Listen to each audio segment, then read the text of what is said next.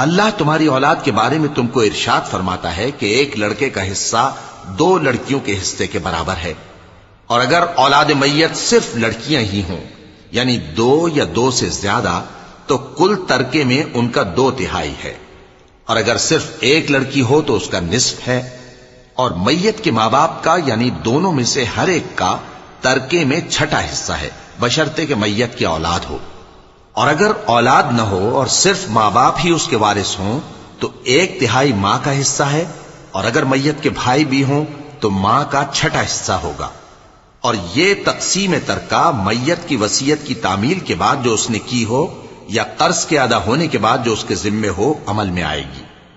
تم کو معلوم نہیں کہ تمہارے باپ دادوں اور بیٹوں اور پوتوں میں سے فائدے کے لحاظ سے کون تم سے زیادہ قریب ہے؟